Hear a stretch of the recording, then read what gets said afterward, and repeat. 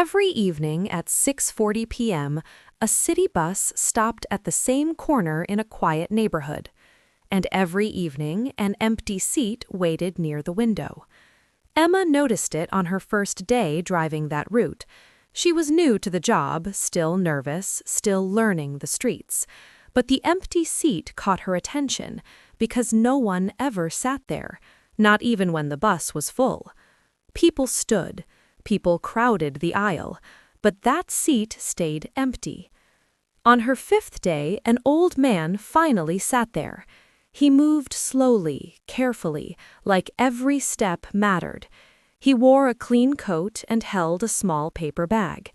Emma watched him through the mirror. Every evening after that, the old man sat in the same seat, same time, same stop. He never spoke. He paid his fare, nodded politely, and looked out the window for the entire ride. One evening, curiosity won. "Good evening," Emma said as he got off. He smiled warmly. "Good evening," he replied. That was all. Weeks passed. The old man never missed a day. Rain, cold, noise, silence, always the same seat. One night, the bus was nearly empty. Emma decided to speak again. "You really like that seat," she said gently. The old man smiled. "It helps me remember," he said. "Remember what?" Emma asked. "My wife," he replied. Emma didn't ask more. A few days later, the old man boarded the bus and sat down slowly. "She used to sit here," he said suddenly, "right by the window." Emma listened quietly. "She loved watching the city lights," he continued. "We rode this bus together for 30 years. After she passed, I kept riding." Emma's hands tightened on the steering wheel. "And the seat?" she asked softly. "I leave it empty for her," he said. "Some love doesn't disappear. It just becomes quiet." One evening, the bus was crowded again. A tired young woman stepped on, holding a child in her arms. There were no seats left. The old man looked at the empty seat, then at the woman.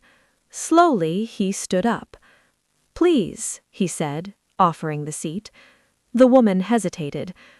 "Are you sure?" He nodded. "Yes."